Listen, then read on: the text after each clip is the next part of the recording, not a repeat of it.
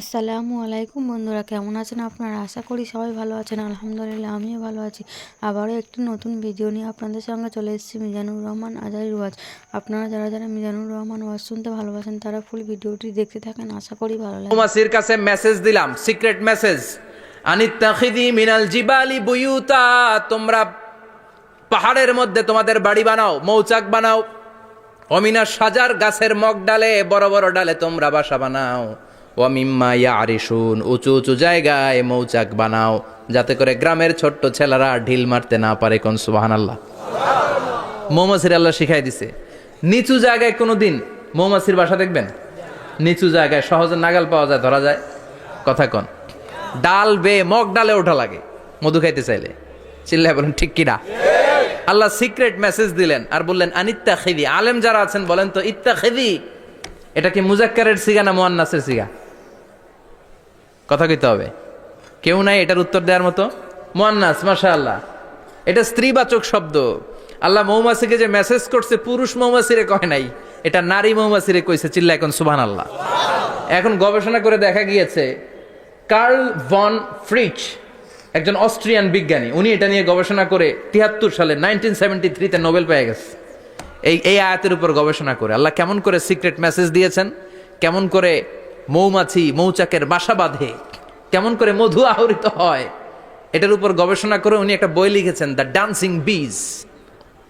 নেচে যাওয়া মৌমাছিগুলো, নাচতে নাচতে যেতে থাকা মৌমাছিগুলোর উপর একটা বই লিখে, দ্য ডান্সিং বিজ লিখে উনি নোবেল প্রাইজ পেয়েছেন এই মধুর উপরে। চিল্লায় পড়েন আল্লাহু আকবার।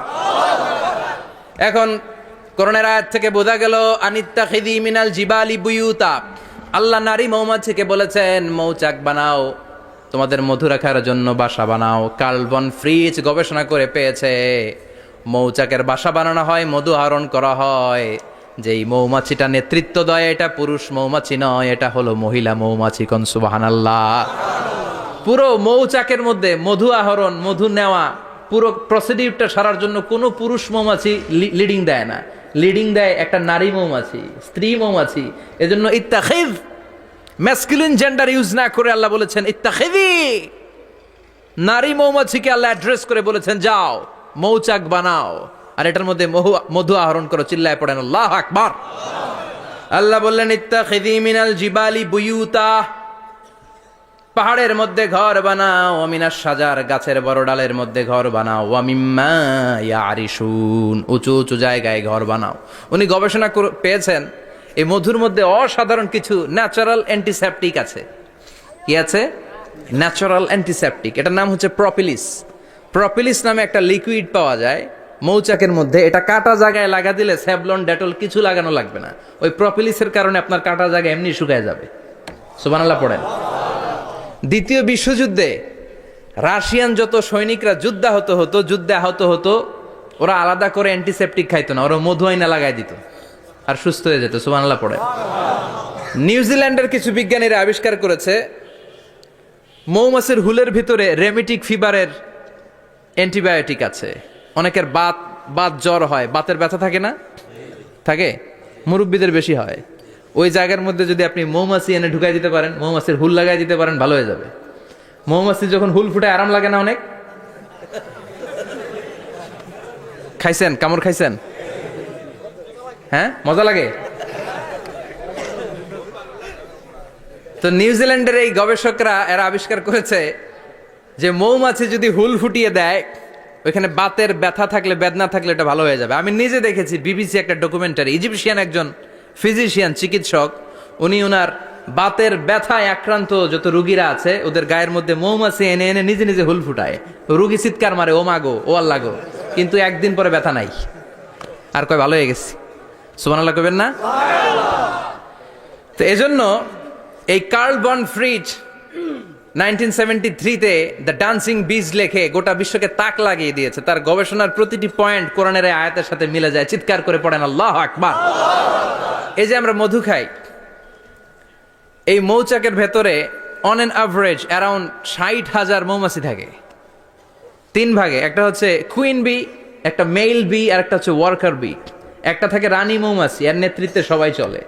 আর একটা থাকে মেল বি, পুরুষ মৌমাছি, বংশ বাড়ানোর জন্য এদের কাজে লাগে। আর সব হচ্ছে ওয়ার্কার বি। সবাই কাজ করে। আল্লাহ বললেন সুম্মা কুলি মিন কুল্লি সামারাত ফাসলুকি সুবুলা রাব্বিকি যুলুলা। আল্লাহ সিক্রেট মেসেজ দিয়ে বললেন গাছের উপরে বাসাবাদ, পাহাড়ের উপরে মৌচাকের বাসাবাদ, উঁচু উঁচু জায়গায় তোমরা তোমাদের বাসা বাঁধো। সুম্মা কুলি মিন কুল্লি সামারাত, এরপর এলাকার যত মিষ্টি মিষ্টি ফুল আছে ফল আছে ওখান থেকে রস নিয়ে আসো। সুবহানাল্লাহ। পুষ্প রস সংগ্রহ করে মধুগুলো, এটার বলে sweet nectar. They collect the sweet nectar from the flowers. এবং মধুর মধ্যে এত চমৎকার জিনিস থাকার কারণ হচ্ছে মৌমাছিগুলো ওই এলাকার সব ধরনের ফুল, ভালো ভালো সুগন্ধযুক্ত ফুল ফল থেকে রস নিয়ে আসে। তো ওই গাছগুলোর মধ্যে বনাজি গাছ আছে না নাই? ঔষধি গাছ আছে না নাই? এজন্য মধুরে বলা হয় সব রোগের ঔষধ। যত বনাজি ঔষধি গাছের নির্যাস আর পুষ্প রস আছে সব আল্লাহ মধুর ভিতরে ঢুকায়া মধুকে আল্লাহ ন্যাচারাল ভ্যাকসিন বানিয়ে দিয়েছেন। চিল্লায়ে পড়েন আল্লাহু আকবার। আল্লাহ বললেন সুম্মা কুলি মিন কুল্লি সামারাত, সব ফল আর ফুল থেকেই নেকটার পুষ্পরস নিয়ে আসো। ফাসলুকি সুবুলা রাব্বিকি যুলুলা, যেমন যেমন গিয়েছিলা পথ চিনায় আবার ফিরে আসো। ইয়াখরুজু মিন বুতুনিহা শারাব, এরপর তাদের পেট থেকে বের হয় শারাব। মুখতালিফুন আলওয়ানু, এক একটা মধুর কালার হয়ে যায় এক এক রকম। কোন সুবহানাল্লাহ। সরষে ফুলের মধু একটু সাদা সাদা হয় না? আমি হচ্ছি মধু খাওয়ার পোক। আমি দেশে বিদেশে যেখানে গিয়েছি ফ্রেশ হানি আমি অনেক খুঁজেছি। ইয়ামানি একটা মধু পাওয়া যায় ইয়ামানের সাওয়াহিলি এলাকায়, পাহাড়ি এলাকায়, একেবারে কুচকুচে কালো। আবার অনেক মধু আছে কিছুটা খয়েরি এবং হলুদ বর্ণের, কিন্তু সরষে ফুলের যে মধুটা এটা অনেকটা সাদা। এই পুষ্পরস নিয়ে মৌমাছিগুলো মৌচাকের মধ্যে ঢেলে দেয় না, এগুলো খেয়ে ফেলে। প্রত্যেকটা মৌমাছির পেটের ভেতরে আল্লাহ 2টা করে স্টোমাক দিয়েছে, পাকস্থলী। সুবহানাল্লাহ পড়ে। এটাই কার্ল ভন ফ্রিচ দ্য ডান্সিং বিজ বইয়ের মধ্যে লিখেছে গবেষণায়, যে 2টা পাকস্থলী। একটা পাকস্থলী দিয়ে মৌমাছি খায়, নিজে খেয়ে বাঁচে, আর একটা পাকস্থলী দিয়ে এই ফ্লাওয়ার নেক্টার পুষ্প রস সংগ্রহ করে ওই পাকস্থলীতে রাখে। ওই পাকস্থলীর ভেতরে আল্লাহ একটা ন্যাচারাল এনজাইম দিয়েছেন, ওই এনজাইমের সাথে ওই পুষ্প রসটা মিক্সড হয়। তারপরে আরেকটা টিউব আছে, ওই টিউব দিয়ে মৌমাছি যে সেই বাসার মধ্যে মৌমাছির যে সেখানে সাপ্লাই করে দিয়ে আসে, মধু ঢুকিয়ে দিয়ে আসে। চিল্লায় পড়েন সুবহানাল্লাহ। তার মানে বিষয়টা এমন না ফুলের রস নিয়ে মৌচাকের দিয়ে আসলো, ফুলের রস সে নেয়, তার স্পেশাল একটা স্টোমাকের মধ্যে ঢুকায়, সেখানে এনজাইম দিয়ে পাচক রস দিয়ে আল্লাহ এটাকে সমৃদ্ধ করে দেয়। তারপর আলাদা একটা নল দিয়ে টিউব দিয়ে মৌচাকের ভেতরে ঢুকিয়ে দেয়। কোন সুবহানাল্লাহ। কি অসাধারণ পদ্ধতিতে আল্লাহ মধু বানালেন। আর কি সুন্দর মধু হাতের মধ্যে লয়া জিব্বা দিয়া চাটে আর গান গায়, মধু হই হই বিষা বাইলা। আল্লাহ শুকরিয়া নাই, মধু খায় আর গান গায়, মধু হই হই বিষা বাইলা, অনহারনে ভালোবাসার দাম নদিলা। আছে না নাই? ডাকাইত। এই মধু খেয়ে শুকরিয়া করতে হবে কার? বসো, চিৎকার করে বলেন শুকরিয়া করতে হবে কার? আল্লাহ বললেন ইয়াখরুজু মিন বুতুনিহা, এটা মধু সরাসরি চলে আসে না, ওর পেট থেকে বের হয়। মুখতালিফুন আলওয়ানুহু, বিভিন্ন রঙের মধু আছে না নাই? ব্ল্যাক কালারের মধু হয়, হোয়াইট হানি হয়, অর্গানিক হানি হয়, ক্রিমড হানি হয়। কত ধরনের মধু যে আল্লাহ পৃথিবীতে রেখেছে তার ইয়ত্তা নাই। এরপর আল্লাহ বললেন ফিহি শিফাউন লিন্নাস, মধুর ভিতরে শিফা দিয়েছে কে? আল্লাহ। এজন্য বিশ্বনবীর খাদ্য তালিকার মধ্যে মধু আছে না নাই? বিশ্বনবী সুগন্ধযুক্ত ওয়ালা মধু খেতেন, দুর্গন্ধযুক্ত ওয়ালা কোনো মধু মুখে নিতেন না। সুবহানাল্লাহ। বিশ্বনবীর জামানায় মাগাফির নামে একটা মধু ছিল, দুর্গন্ধযুক্ত, এটা কখনো বিশ্বনবী মুখে নিতে চাইতেন না। সুগন্ধযুক্ত মধু সবসময় বিশ্বনবী খেতেন। বিশ্বনবীর স্ত্রীরা এই সুগন্ধিযুক্ত মধু বোতলের মধ্যে প্রিজার্ভ করে রাখতেন বিশ্বনবীকে দেওয়ার জন্য। বিশ্বনবী প্রাণ ভরে এগুলো পান করতেন। সুবহানাল্লাহ। বিশ্বনবী যে সমস্ত খাদ্যগুলো পছন্দ করতেন হাদিসে এসেছে। বিশ্বনবী রুটি খেতেন, খেজুর খেতেন, খেজুর, খেজুর চিনেন? বালাহ, তামার, দুধ খেতেন, এই মধু খেতেন, জব খেতেন, বার্লি খেতেন, লাউ খেতেন, রুম্মান, ডালিম ফল, আনার ফল, আনার চিনেন? আনার, এই আনার খেতে পছন্দ করতেন বিশ্বনবী। মাশরুম খেতেন, মাশরুম, মাশরুম চিনেন? ব্যাঙ্গের ছাতার মতো। রেস্টুরেন্টে ইদানিং মাশরুমের স্যুপ পাওয়া যায়, এটা খাবেন। যাদের চোখের জ্যোতিতে সমস্যা, দৃষ্টিতে সমস্যা, খাবেন। হাদিসে এসেছে আল কামআতু মিনাল মান ওয়া মাউহা শিফাউন লিল আইন। মাশরুম হলো মান্না সালোয়ার মতো খাবার। মাশরুমের স্যুপ যারা খাবে, চোখের জ্যোতি যাদের কম, তাদের চোখের জ্যোতি বাড়িয়ে দিবে কে? বুখারীর বর্ণনা, কানা রাসূলুল্লাহ ইউহিব্বুল হালাওয়া ওয়াল আসাল, বিশ্বনবী মিষ্টান্ন খেতে বড্ড পছন্দ করতেন, আবার বিশ্বনবী বেশি বেশি মধু খেতে পছন্দ করতেন। সুবহানাল্লাহ। কোরআনে দুইটা জিনিসের ক্ষেত্রে আল্লাহ শিফা যোগ করেছেন, যে দুইটা জিনিসের সাথে সম্পৃক্ত হলে শিফা। এক হচ্ছে কোরআন পড়লে শিফা, অনুনাজ্জিলু মিনাল কোরআনি মা হুয়া শিফা। আবার কোরআনে এই আয়াতের ক্ষেত্রে বলা হয়েছে শিফা ফিহি শিফাউন লিন্নাস। এজন্য সাইয়েদানা ইবনে মাসউদ এই উম্মাকে উদ্দেশ্য করে বলেছেন, আলাইকুম বিশিফাইন, তোমাদের উচিত দুইটা জিনিস থেকে শিফা নেয়া। এক হলো কোরআন, দুই হলো আসাল মানে মধু। কোন সুবহানাল্লাহ। কোরআন তেলাওয়াত করলে অসুস্থরে সুস্থ করে দেয় কে? সূরা ফাতিহা তেলাওয়াত করলে অসুস্থকে সুস্থ বানিয়ে দেয় কে? আবার মধু খেলে সুস্থ বানিয়ে দেয় কে? মধু খেয়ে প্রশংসা করবেন কার? নাকি মধু হই হই বিষাবাইলা বলবেন এগুলো কখনো? খাঁটি মধু খেতে হবে। খাঁটি মধু চিনার উপায় হচ্ছে, এটাতে পিঁপড়া জমে না, এটা ফ্রিজে রাখলে জমাট বাঁধে না, এটাতে দুর্গন্ধ হয় না। এক গ্লাস পানির মধ্যে এক ড্রপ মধু ছেলে দিলে এটা পানির সাথে না মিশে একেবারে নিচে চলে যায়। খাঁটি মধু খেতে হবে। তাহলে ফিহি শিফাউন লিন্নাস, কত কিছু দিয়ে যে আল্লাহ এটাকে সমৃদ্ধ করেছেন। এটার মধ্যে গ্লুকোজ আছে, এটার মধ্যে সুক্রোজ আছে, ফ্রুকটোজ আছে, প্রোটিন আছে, মিনারেলস আছে, ক্যালসিয়াম আছে, ভিটামিন আছে। খাইলেই শরীর গরম হয়ে যায়। সুবহানাল্লাহ। এজন্য শীতকালে বেশি বেশি খাবেন, জাম্পাল লাগবে না। শীতকালে মধু খেয়ে রাত্রেবেলায় বের হবেন, আর মাফলার পেঁচিয়ে বেরোয়া লাগবে না। সুবহানাল্লাহ পড়েন। তার মানে আল্লাহ বললেন ইয়াসিন ওয়াল কোরআনিল হাকিম, প্রজ্ঞাময় বিজ্ঞানময় কোরআনের কসম। কোরআনের ভেতরে বিজ্ঞান আছে না নাই? বিজ্ঞানের কথা এই তো শুরু করলাম, আজকে সারা রাত বিজ্ঞানের কথা বলবো। থাকবেন কতক্ষণ? হ্যাঁ, স্লোগান দেন লিল্লাহি তাকবীর। এরপরে আল্লাহ বললেন, গোলাম ওয়া ইন্না লাকুম ফিল আনআমি লাইবরা, প্রাণীকুলের দিকে নজর করে তাকাও। প্রাণীকুলের মধ্যে আমি তোমাদের জন্য নিদর্শন রেখেছি। নুসকিকুম মিম্মা ফি বুতুনিহি, এই প্রাণীকুলের পেট থেকে একটা চমৎকার জিনিস আমি বের করে দেই, এটার নাম হচ্ছে দুধ। এটা কি? দেখেন, একই আয়াতের মধ্যে আল্লাহ মধুর কথাও বললেন, আবার দুধের কথাও বললেন। দুধটা কিভাবে হয়, উৎপন্ন হয়, মধু কেমনে হয়, ইঞ্চি ইঞ্চি কথা এই কোরআনের ভেতরে তুলে ধরলেন কে? আল্লাহ বললেন মিমবাইনি ফারসিউ ওয়াদামিল লাবানা, গোবর আর রক্তের মাঝখান দিয়ে আমি দুধ বের করি। সুবহানাল্লাহ পড়েন। আমরা যাই এই গাভীর ওলান টানা শুরু করি সকালবেলা বিসমিল্লাহ বলে, কিন্তু কেমনে যেটা আসে ওইদিকে নজর নাই। ডাকাত বিসমিল্লাহ বলে শুরু করে না, দুধ খাই আলহামদুলিল্লাহ পড়ে না, আছে না নাই? আল্লাহ বলেন মেকানিজমটা শোনো কেমনে আমি খাওয়াই। আল্লাহ বললেন মিমবাইনি ফারসিউ ওয়াদামিল লাবানা, গোবর আর রক্তের মাঝখান দিয়ে আমি দুধ বের করে দেই। সুবহানাল্লাহ। গরু যে ঘাস খায়, এই ঘাস থেকে রক্ত হয় আর গরুর গোবর হয়। পেটের একদিকে থাকে গোবর, আরেক দিকে থাকে রক্ত। রক্ত দুর্গন্ধ, গোবরও দুর্গন্ধ। রক্তও নাপাক, গোবরও নাপাক। এই দুই নাপাক আর দুর্গন্ধের মাঝখান দিয়ে সুগন্ধযুক্ত দুধ বের করে দেয় কে? আল্লাহ বললেন মিমবাইনি ফারসিউ ওয়াদামিল লাবানা, গরু যে খাবারগুলো খায় ওই খাবারের এক পাশ দিয়ে গোবর হয়ে যায় আর এক পাশ দিয়ে রক্ত হয়ে যায়, মাঝখান দিয়ে দুধ বের করে দেয় কে? What a amazing mechanism of discharging milk from animal's body. What a amazing mechanism. একদিক দিয়ে গোবর দুর্গন্ধ, আরেক দিক দিয়ে এই ঘাস খাওয়ার কারণে রক্ত হয়, মাঝখান দিয়ে দুধ বের হয়ে যায়। সুবহানাল্লাহ। আবার বাছুর ছাড়া দুধ পাওয়া যায় না।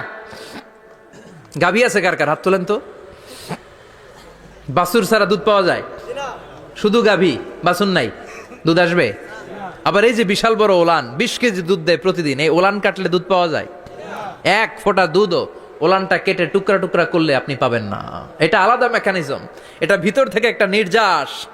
বাছুর নিয়ে দুইটা ঢু মারবেন, ওই নির্যাস দিয়ে দুধ বেরোতে থাকবে, গোবর আর রক্তের মাঝখান দিয়ে চিৎকার করে পড়েন আল্লাহু আকবার। এজন্য বিশ্বনবী বলতেন বেশি বেশি দুধ খাও। দুধ হলো সুষম খাদ্য। পৃথিবীতে আবিষ্কৃত যত খাবার আছে, দুধের চাইতে ভালো খাবার আছে নাকি? কথা কন। মানুষ পানি খেয়ে 3-4 দিন বাঁচে জানেন, আর পানির মধ্যে লবণ দিলে 7-8 দিন বাঁচতে পারবেন। আর দুধ পাইলে আজীবন বাঁচবেন আপনি। দুধ খেয়ে যদি হজম করতে পারেন, দুধ খেয়ে হজম করতে পারলে আজীবন বেঁচে যাবেন। সুষম খাদ্য। বিশ্বনবী যে রাতে মেরাজে যাবেন, সিদরাতুল মুনতাহা পার হওয়ার পরে বিশ্বনবীর পরীক্ষা শুরু হলো। বিশ্বনবীকে বুখারীর বর্ণনা 3টা গ্লাস দেয়া হলো। কাদাহ ফিহি লাবান, এক গ্লাসের মধ্যে দুধ ছিল। ওয়া কাদাহ ফিহি আসাল, আর এক গ্লাসের মধ্যে ছিল মধু। আর এক গ্লাসের মধ্যে ছিল মদ। কাদাহুন ফিহি খামার। বিশ্বনবীকে 3টা গ্লাস দিয়ে বলা হলো, নবী চুজ করেন কোনটা নেবেন। এক গ্লাসে মধু, আরেক গ্লাসে দুধ, আরেক গ্লাসের মধ্যে বিশ্বনবীকে দেয়া হলো মদ। বিশ্বনবী বললেন যে এই গ্লাসের ভেতরে দুধ আছে, আমি ওই পেয়ালাটা নিলাম। সাইয়েদনা জিব্রাইল বললেন, ইয়া রাসূলুল্লাহ আখাস্তাল ফিতরা, আপনি যেমন নিছেনও তেমন। সুবহানাল্লাহ কইবেন না? বিশ্বনবী দুধ খেতে পছন্দ করতেন। আর বিশ্বনবী বলতেন, আলাইকুম বি আলবানিল বাকার, বেশি বেশি গরুর দুধ খাবা। ফা ইন্নাহা তুরাম্মু মিনাল আশজার, কেননা এটা সবুজ লতা পাতা ঘাস পাতার নির্যাস। গরু কি খায়? ঘাস খায় না? এই ঘাসের নির্যাস হচ্ছে দুধ। বিশ্বনবী বলতেন বেশি বেশি দুধ খাবা। ফিহি শিফা, এর মধ্যে শিফা আছে। ফি লাবানিহা শিফা ও লুহমিহা দা, গরুর দুধে আছে শিফা, গরুর গোশতের মধ্যে আছে রোগ। সুবহানাল্লাহ কোন? কত বড় ফিলোসোফার বিশ্বনবী। বিশ্বনবী বলে গিয়েছেন গরুর দুধ বেশি খাও, কিন্তু গোশ বেশি খাইও না। আর আমরা গরুর গোশ পাইলে কোপায় ফেলাই। সাদা ভাত আর ঝাল গরুর মাংস যদি হয়, ওই যে অনেকের জিহ্বায় পানি চলে আসছে। সুবহানাল্লাহ কইবেন না? বিশ্বনবী বলতেন দুধ খাও, গোশ খাইও কম। গরুর গোশত কম খাবা, গরুর দুধ বেশি খাবা, সুস্থ রাখবে কে? আল্লাহ। আবার বিশ্বনবী মায়েদেরকে বলেছেন, ও মায়েরা, সন্তান হওয়ার পরে 2 বছর দুধ খাওয়াবা। আল্লাহু আকবার। ওয়াল ওয়ালিদাতু ইউরদি'না আওলাদাহুন্না হাওলাইনি কামিলাইনি লিমান আরাদা আন ইউতিম্মার রাদা'a। সন্তান যারা পেয়েছো মায়েরা, বোনেরা, 2 বছর দুধ খাওয়া সন্তানকে সুস্থ রাখবে কে? আল্লাহ। বাচ্চা ডেলিভারির পরপরই আল্লাহ তাআলা মায়ের বুকে একটা দুধ দেয়, এটাকে বলে শাল দুধ। এটা হচ্ছে বাচ্চার জীবনের প্রথম প্রাকৃতিক টিকা। সুবহানাল্লাহ কয় না? এটা বেবির জীবনে ন্যাচারাল প্রাকৃতিক টিকা, প্রতিষেধক আল্লাহ দিয়ে দিয়েছে। আপনার বাচ্চাকে টিকা দিন, স্লোগান আছে না? 5টা 7টা টিকা দেওয়া লাগে। প্রথম টিকাটা আল্লাহ নিজেই ফ্রি দিয়ে দিছে। এটা শাল দুধের ভেতরে পাওয়া যায়। এজন্য বাচ্চাকে শাল দুধ খাওয়াতে হবে। তার ব্রেনের গ্রোথ হবে, সে শক্তিশালী হবে, সে দেশপ্রেমিক হবে, সে আল্লাহওয়ালা হবে। চিল্লা এখন ঠিক কিনা? যে মায়েরা বাচ্চারে দুধ খাওয়ায়, ওই বাচ্চারা মায়েরে ভালোবাসে বেশি। আর যেই মা গুলো বাচ্চারে দুধ না খাওয়ায় আর ডানু খাওয়ায়, আর কি কি আছে? হরলিক্স আর সিরালেক, কমপ্লেট। যারা এগুলো খাওয়াবে, ডানু খাওয়াবে, যারা ল্যাকটোজেন খাওয়ায়, যারা বুকের দুধ খাওয়াতে চায় না কোনো কারণ ছাড়া, 2 বছর বাচ্চারে দুধ দিতে চায় না, এই বাচ্চাগুলো বড় হলে ওই মারে বৃদ্ধাশ্রমে দিয়ে আসবে। কথা কন, কথা কন।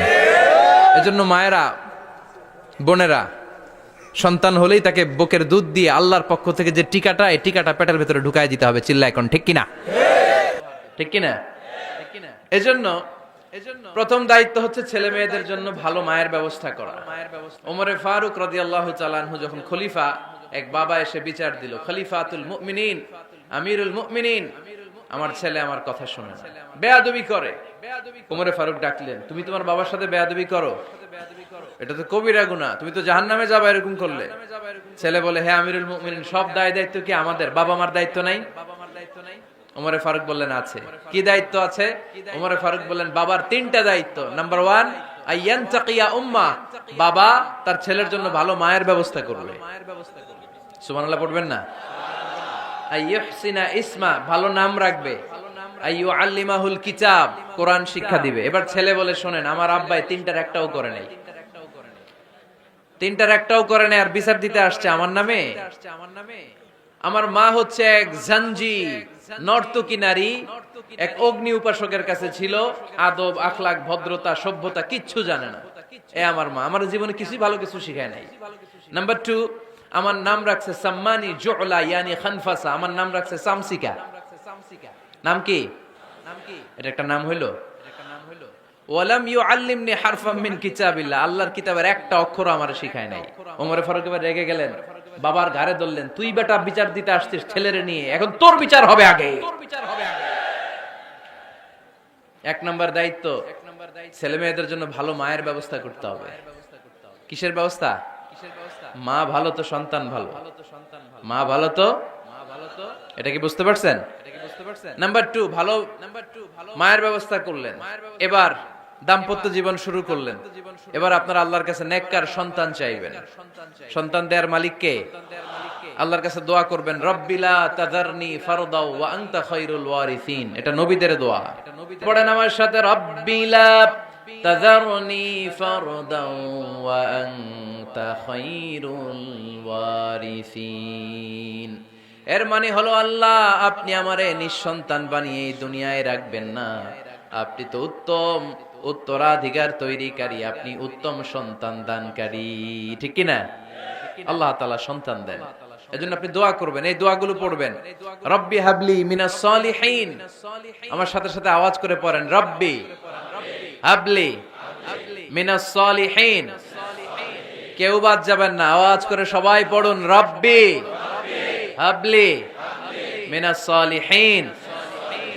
এর অর্থ হচ্ছে, হে আল্লাহ আপনি আমাকে নেককার সন্তান দান করেন। আওয়াজ করে পড়েন আমিন।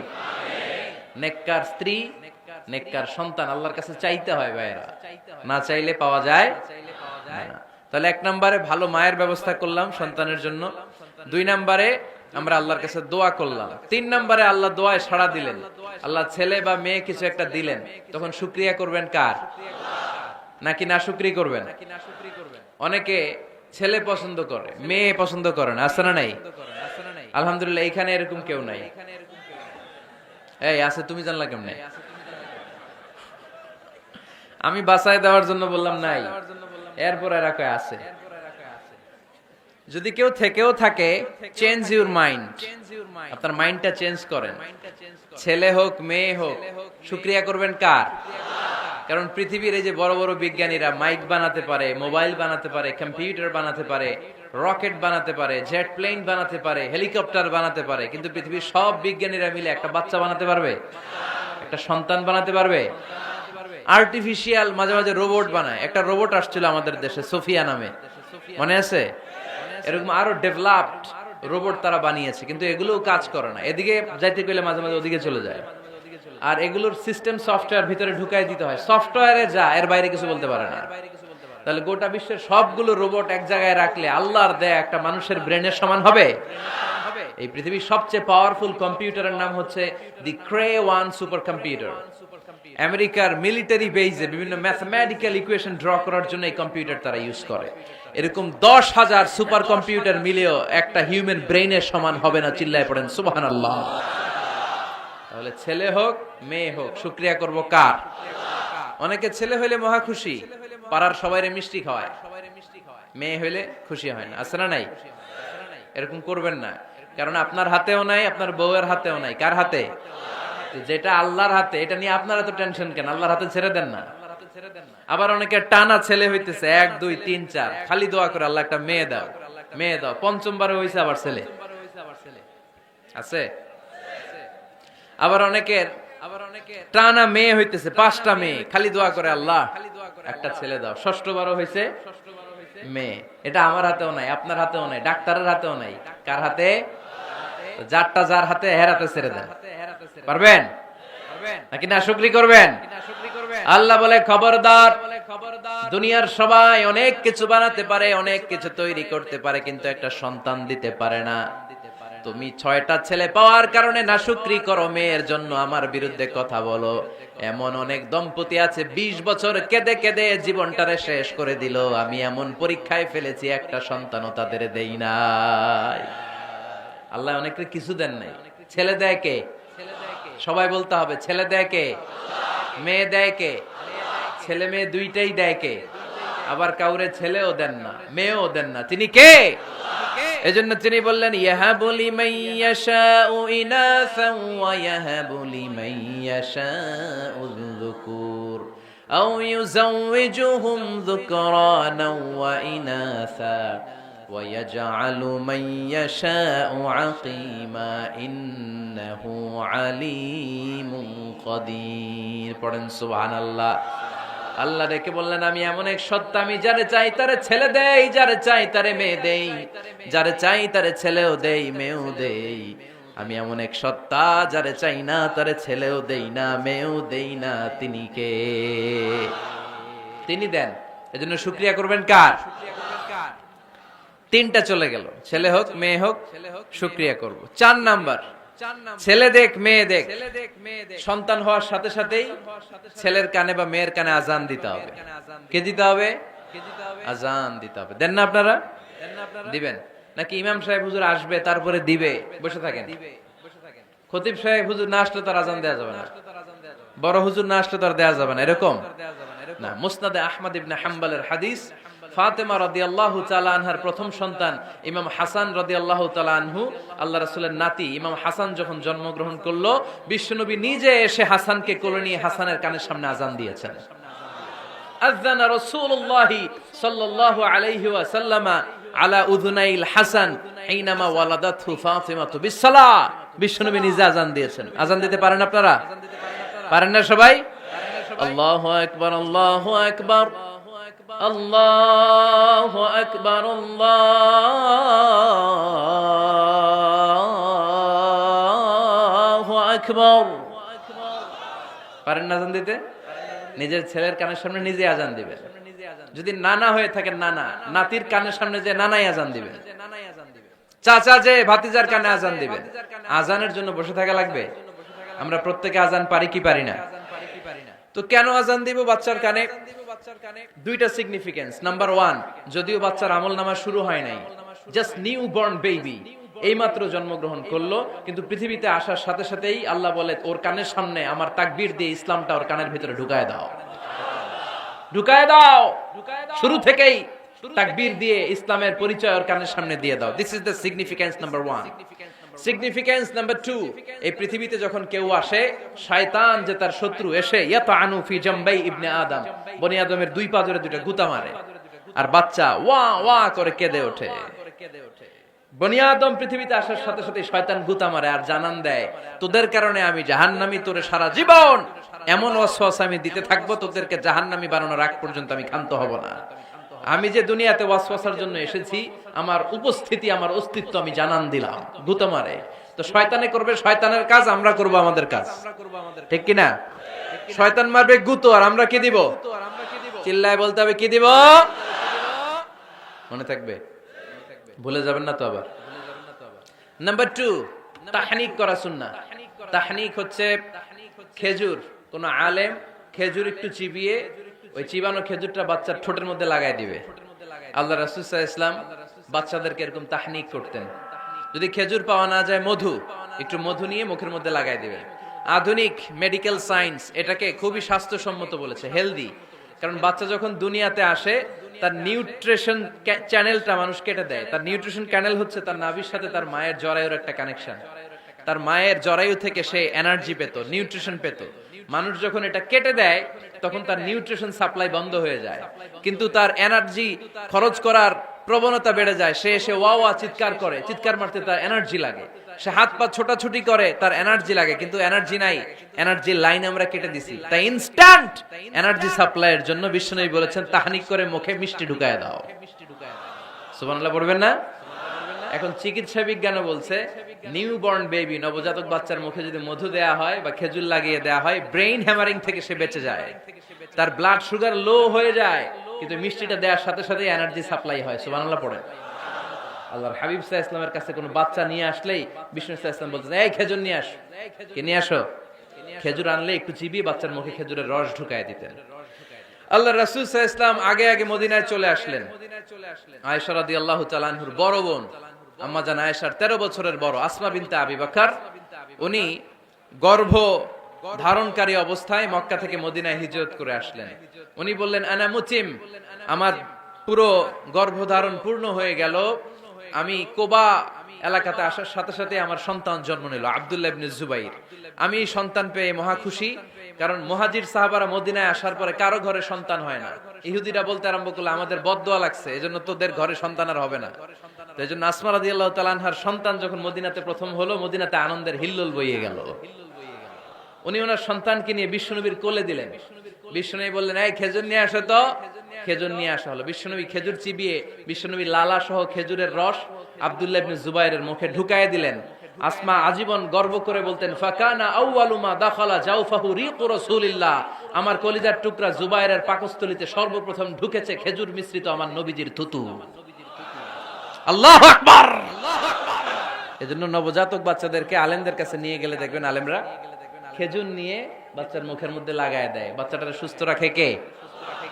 তাহলে আমার বাচ্চা দুনিয়াতে আসলে আমি আজান দিলাম, তাহনিক করলাম, এরপরে বাচ্চার যখন বয়স 7 দিন, কয় দিন, তখন আকিকা দিতে হবে। কে দিতে হবে? আকিকা দেন আপনারা নাকি কুরবানির জন্য রেখে দেন? হ্যাঁ, অনেকে রেখে দেয় কুরবানির সাথে মিলাইয়া দিব। ফিকহি মাসালা এটা জায়েজ আছে, কিন্তু উত্তম হচ্ছে 7ম দিনে দেয়া। কোন দিন মনে থাকবে আপনাদের?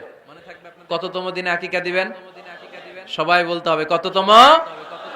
কুল্লু গোলাম রাহিনাতুম বিআকিকা তুযবাউ আনহু ইয়াওমা সাবিহি। 7ম দিনে আল্লাহ রাসূল সাল্লাল্লাহু আলাইহি ওয়াসাল্লাম ইমাম হাসান আর হুসাইন রাদিয়াল্লাহু তাআলা আনহুমা, এই দুই নাতির আকিকা বিষ্ণু সাল্লাল্লাহু আলাইহি ওয়াসাল্লাম 7ম দিনে ছাগল দিয়ে দিয়েছিলেন। পড়েন সুবহানাল্লাহ। আনিল গোলামি শাতান ওয়া আনিল জারিয়াতি শাত। ছেলে হলে 2টা ছাগল, ছেলে হলে কয় ছাগল, মেয়ে হলে কয় ছাগল? দিতে রাজি আছেন তো? দিয়ে দিবেন। আকিকা দেওয়ার পরে সুন্দর নাম রাখবেন। যেদিন আকিকা ওই দিন নাম, সুন্দর সুন্দর নাম রাখবেন। নামগুলো সুন্দর রাখার চেষ্টা করবেন। লিকুল্লি ইসমিন আসার, প্রতিটা নামের একটা প্রভাব আছে। আপনি জল্টু রাখলে ওটা জল্টুর মতোই হবে, আপনি সল্টু রাখলে সল্টুই হবে। আর আপনি যদি রাখেন খালিদ বিন ওয়ালিদ, এটা খালিদ বিন ওয়ালিদের মতো বাঘের বাচ্চা হবে। এজন্য নামের প্রভাব আছে, নামের impact and influence in your life এটা অনেক বেশি। সুন্দর সুন্দর নাম রাখবেন। আয়াতগুলো 2 ভাগে বিভক্ত, একটা মুহকাম, একটা মুতাশাবিহ। মুহকাম মানে যেগুলোর অর্থ আমরা জানি, যেগুলোর ব্যাখ্যা আমরা জানি, যেটার ইন্টারপ্রিটেশন এক্সপ্লেনেশন আমাদের জানা আছে। আর মুতাশাবিহ আমরা অর্থ জানি না, আমরা ব্যাখ্যা জানি না, এটা দিয়ে আসলে কি বুঝাইছে আমরা কেউ জানে না। জানে একজন, চিল্লায় বলেন তিনি কে?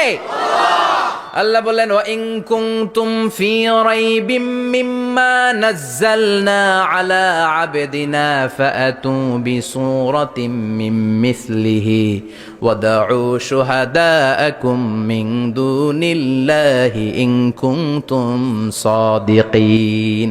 আল্লাহ বললেন, ও জাহেলি যুগের লোকেরা, শোনো শোনো, এত আরবি কবিতা বানাতে পারো, এত গল্প লিখতে পারো, আরবিতে এত নোবেল বানাতে পারো, উপন্যাস বানাতে পারো, আর্টিকেল লিখতে পারো, আমার নবীর উপর যে কোরআন আমি নাজিল করেছি, এই কোরআনের ব্যাপারে অন্তরে যদি কোনো সন্দেহ থাকে, বাপের বেটা হলে পারলে কোরআনের মতো একটা সূরা বানিয়ে নিয়ে আসো। পারছে? কিয়ামত পর্যন্ত কেউ পারবে? বিশ্বনবী যেই জামানাতে এসেছিলেন, ওই জামানায় আরবি ভাষা সাহিত্যের উৎকর্ষতা সাধিত হয়েছিল। আরবি ভাষার এতটা উৎকর্ষ পৃথিবী কখনো দেখে নাই। কবিতা, গদ্য, পদ্য, গল্প, উপন্যাস, রচনা, প্রবন্ধ, আর্টিকেলের সয়লাভ। এই ভাষা সাহিত্যিকদের চোখে আঙ্গুল দিয়ে আল্লাহ বুঝাতে চাইলেন, এত অর্থ করতে পারো, এত ব্যাখ্যা জানো, এত বড় বড় বুলিয়া ওড়াও, এত কিছু তুমি জানো, তাহলে বলো ইয়াসিন অর্থ কি? সুবহানাল্লাহ কইবেন না? তাইলে বল, নুন অর্থ কি? কফ মানে কি? আলিফ লাম রা মানে কি? ফাবুহিতাল্লাযী কাফার। কেউ জানে না, কেউ উত্তর দিতে পারে না। কোন সুবহানাল্লাহ। এটা কোরআনের মুজিজা, এটার অর্থ কেউ জানে না।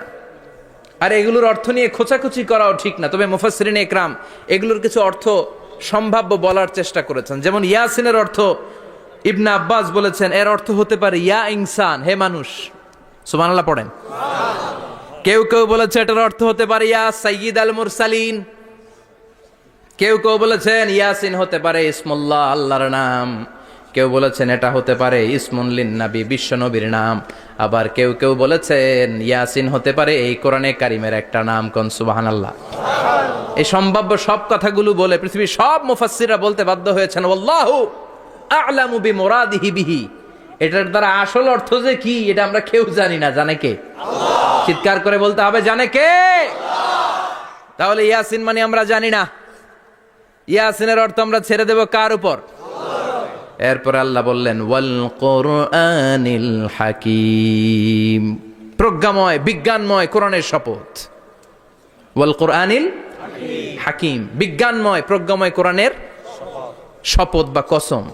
ওয়াল কুরআনিল হাকিমে যে ওয়া, এই ওয়াটারে আরবিতে বলে ওয়া আল কাসামিয়া। কি বলে? ওয়া আল কাসামিয়া, কসম কাটার জন্য আল্লাহ এই ওয়া ব্যবহার করেছেন। যত জায়গায় কোরআনে আল্লাহ কসম কেটেছেন, ওই কসমের শব্দটার আগে ওয়া আছে না নাই? ও মিয়া, কোরআনে আল্লাহ সময়ের শপথ করেছেন, কসম কেটেছেন, যুগের কসম কেটেছেন। যুগের সময়ের আরবি হলো আল্লাহ আসর। এই আসরের আগে ওয়া আছে না নাই? কি বলছে আল্লাহ? ওয়াল আসর, ওয়াল। আবার তিন ফলের কসম আল্লাহ কোরআনে কেটেছেন, কি বলেছেন? ওয়াত্তিন, মানে তিনের কসম। জাইতুনের কসম কেটেছেন, বলেছেন ওয়াজ জাইতুন। তুর পাহাড়ের কসম কেটেছেন, বলেছেন ওয়া তুরে সিনিন। যত জায়গায় কসম তত জায়গায় ওয়াও আছে না নাই? পাহাড়ের নামে কসম কেটেছেন, আল্লাহ বলেছেন ওয়াত্তুর। সূর্যের নামে কসম কেটেছেন, আল্লাহ বলেছেন ওয়াশ-শামসি ওয়া দুহাহা। সুবহানাল্লাহ কইবেন না? ফজরের নামে কসম কেটেছেন, কি বলেছেন? ওয়াল ফাজর। জিলহজ মাসের প্রথম 10 রাতের কসম কেটেছেন, কি বলেছেন? ওয়া লায়ালিন আশার। জোর আর বেজরের কসম কেটেছেন, আল্লাহ বলেছেন ওয়াশ-শাফঈ ওয়াল ওয়াতর। সূরা ইয়াসিনে কাটা কাটা 2টা অক্ষরের পরে রব্বুল আলামিন কোরআনের কসম কেটেছেন। এজন্য আল্লাহ বলেছেন ইয়াসিন ওয়াল কুরআনিল হাকীম। ইয়াসিন ওয়াল কুরআনিল হাকীম, প্রজ্ঞাময় বিজ্ঞানময় কোরআনের শপথ। কোরআনের মধ্যে বিজ্ঞান আছে না নাই? বেশি না কম? বিশ্বাস হয় না নাস্তিক্য কথা বিশ্বাস হয়? নাস্তিকরা বলে কোরআনের মধ্যে বিজ্ঞান নাই, কোরআনের মধ্যে সায়েন্স নাই, কোরআনের ভেতরে টেকনোলজি নাই। কিন্তু কোরআন বলে এমন কিছু নাই, মানুষের প্রয়োজনীয় এমন কিছু নাই যেটা আমার ভিতরে নাই। আল্লাহু আকবার। আল্লাহ বললেন মা ফররাতনা ফিল কিতাবি মিন শাই, কিতাবের মধ্যে আমি কিছু বাদ রেখে দেই নাই। ইতিহাসের কথা বলেছি, পাতালপুরীর কথা বলেছি, ঊর্ধ্ব জগতের কথা বলেছি, মহাকাশের কথা বলেছি, cosmology, astrology, geology, zoology, botany, human anatomy, embryology, সব কিছুর কথা কোরআনের মধ্যে দিয়েছে কে? আল্লাহ। কোরআনের ভেতরে মানুষের কথা আছে না নাই? আছে। কোরআনের মধ্যে গাভীর কথা আছে না নাই? গাভীর কথাও আছে। কই আছে? হ্যাঁ, সূরাতুল গাভীর সূরা। সুবহানাল্লাহ কইবেন না? সুবহানাল্লাহ। মানুষের কথা আছে সূরাতুল ইনসান, জিনদের কথা আছে সূরাতুল জিন, মাকড়সার কথা আছে সূরাতুল আনকাবুত, মৌমাছির কথা আছে সূরাতুন নাহাল। মৌমাছির কথা বলেছেন, দুধের কথা বলেছেন, প্রাণীর কথা বলেছেন, খাদ্যের কথা বলেছেন, মানুষের দেহ বৈশিষ্ট্যের কথাও বলেছেন। চিৎকার করে পড়েন আল্লাহু আকবার। আল্লাহ বললেন ওয়া আওহা রাব্বুকা ইলান নাহলি আনিত্তাখিযি মিনাল জিবালি বুয়ুতাও ওয়া মিনাশ শাজারি ওয়া মিম্মা ইয়ারিশুন। সুবহানাল্লাহ পড়েন। ওয়া আওহা রাব্বুকা ইলান নাহল, আল্লাহ মৌমাছির কাছে সিক্রেট মেসেজ পাঠিয়েছেন। সুবহানাল্লাহ পড়েন। ওহীকে আরবিতে বলে সিক্রেট মেসেজ। সায়েন্টিফিক আলোচনা শুরু হইতেছে, মনোযোগ আছে না গেছে? জিমানি ধরছে? হ্যাঁ, মনোযোগ আছে না গেছে? তাকবীর দেওয়া যাবে? জোরে না আসতে? শুরুতে বিবাহিতরা দেন, এরপরে অবিবাহিতরা দেন, এরপরে সবাই মিলে দেন। বিবাহিত কারা কারা দেখি?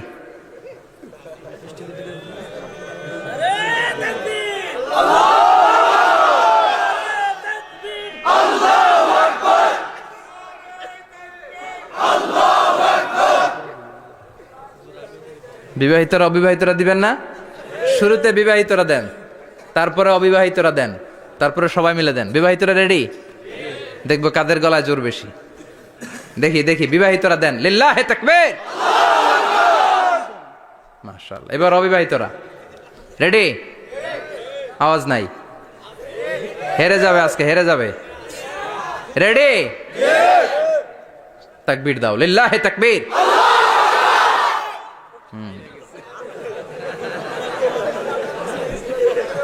ইয়াংদের পারফরমেন্সই আলাদা,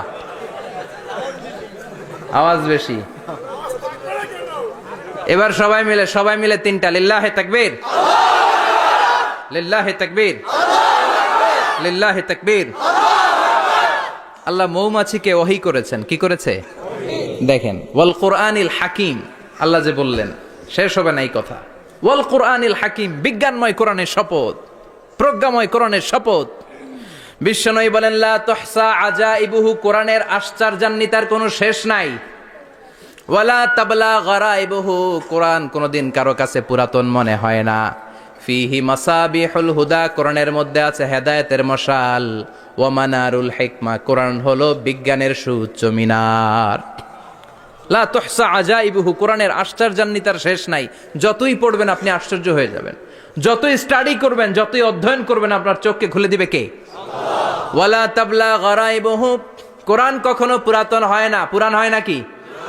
যার বয়স 50 বছর ধরে নামাজি মানুষ, প্রতি নামাজের প্রত্যেক রাকাতে কোন সূরা পড়া লাগে? তো 50 বছর যদি কেউ নামাজি হয়, তাহলে কত লক্ষবার উনি সূরা ফাতিহা পড়ছে উনি নিজে জানে? তারপরেও কোনোদিন কি মনে হয়েছে সূরা ফাতিহাটা একটু পুরান পুরান লাগে? আজকে কুল হল্লা দিয়ে শুরু করুন। ভিডিওটি ভালো লাগলে একটি লাইক, কমেন্ট ও শেয়ার করবেন বন্ধুরা।